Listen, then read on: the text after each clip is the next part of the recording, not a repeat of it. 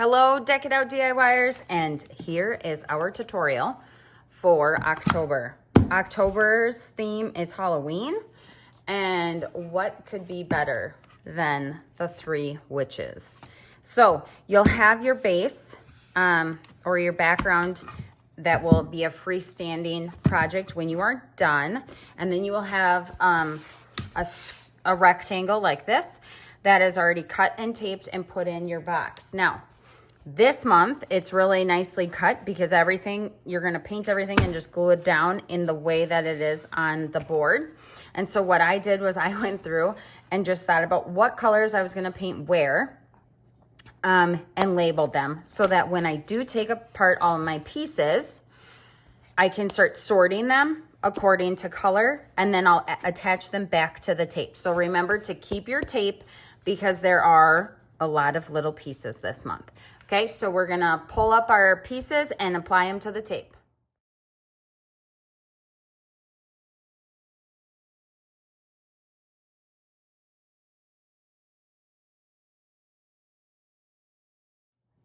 Okay, so I just wanna go over how I laid this all out and what my thinking was so that you could do it similarly, or if you had any questions, I could answer them maybe in this part. So this top right here is all my black. So this is my black hair, my black hat, and the black cauldron.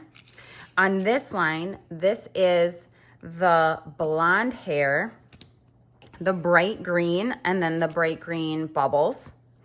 This is my orange hair. I just put that one alone because we only have one orange item. Then on this tape over here, I labeled it. This was the dark green outfit, so that goes to the witch in the middle. This is the purple outfit, which goes to the witch on the right with the black hair. And this is the red outfit that goes to the blonde witch, which she is on the left, okay? And then I pulled their faces and I kept their noses and their faces together on one sheet. Now you're going to get majority of these colors, but I will not be including brown because generally when I paint these projects, I leave these plain. So today I might be painting with my paint marker, the brown nose, just to like give it a little bit of definition. I think you could definitely leave these alone and not paint them, but I'm going to just paint the nose on each of them with this brown marker. You could take a brown Sharpie if you had one. You could use your paint marker if you had one. You could leave it alone if you wanted, but generally on my gnomes, I don't paint their faces or their hands or their noses. So because the nose and the face are kind of smushed together in this situation, I'm just gonna use my paint marker to paint here, and then I'm going to call it good. All right, I'm going to get started on painting. Reminder, you do not need to paint this background. You certainly can if you want, but you don't need to paint that piece. I'm going to get painting on this part. So as a reminder, you put a little bit of paint on, okay? And then you're going to, I'm gonna use my bottom corner over here, dab it off.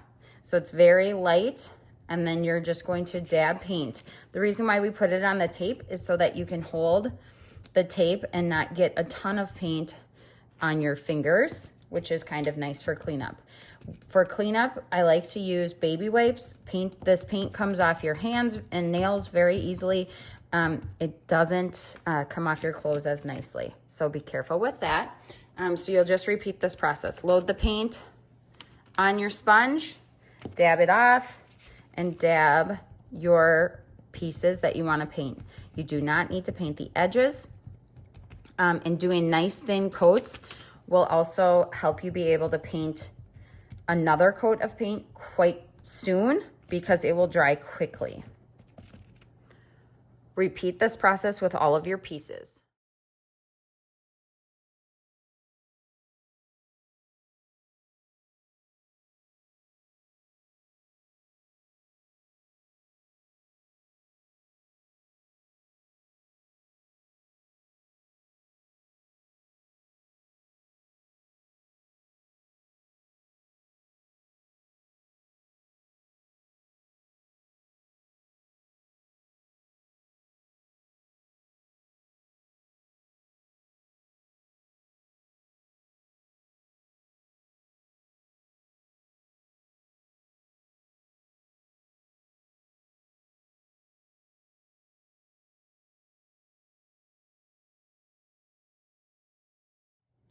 Okay, so I painted all of my pieces. Now, in your kit, you will have the bright green paint and but not dark green. So what I did was I mixed my light green and my black to get a darker green.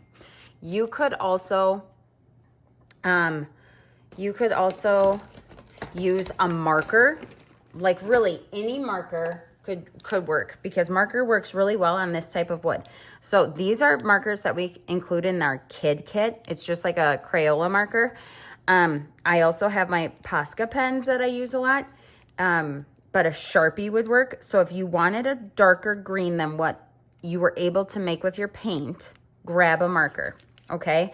And we included the red, but you could really use a red marker to paint it. I'm gonna do one more coat of red and one more coat of purple. But I'm just trying to show you the ways that you can get around just using the paint that's included in your kit to make the colors that I'm making, or of course, just use markers. So I'm gonna let all my pieces dry, and then I'm going to assemble this back together before I glue. So there will be no gluing. I'm just gonna take all my pieces and essentially put my puzzle together on my board.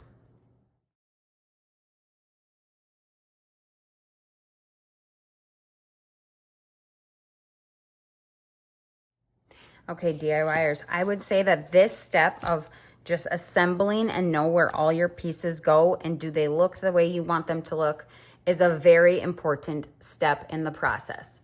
And the reason why I say that is so that you know where you're gonna go with all the pieces. Now, when I come back to glue, I leave everything here, and when I come to glue, I'm gonna start in one spot.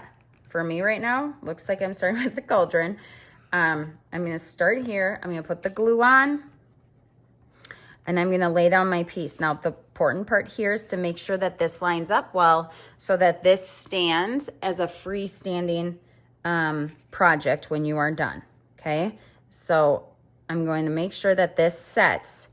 The other thing I wanted to tell you about when you do this is you can also make sure that you like the colors. So for me, I was double checking that the greens were different enough so that you could see the difference between her dress and the cauldron of bubbles, okay? So now I'm just gonna go through and I'm gonna glue down the pieces. Some of these things are gonna have to shimmy and shake a little bit, but we're gonna glue them down, always checking back to the bottom because the glue isn't dry instantly, right? So we gotta make sure that everything sits into place, and this one gets pushed over to the far side. So it will, oops, there we go. It'll look like that. So again, I'm gonna go piece by piece, gluing together, making sure everything stays in line as I go. Okay, there you have it. Now, if you want to add more detail with a paint pen or a marker, you totally can. I'm going to, but here's what it looks like. It's so cute, isn't it? Gonna look great with your tiered tray if you are in our tiered tray of the month. But here's your project all set to go, and you can display right away. I'm gonna go through with my paint marker. I'm going to use a black paint marker and the white paint marker, and I'm just gonna add a little detail here and there, just to give it a little bit more oomph. And like I said, you can do this if you want. You do not have to. It would work best probably with a marker or a pen. Okay, so you can follow along or leave it as what you have. I can't wait to see your project in the group.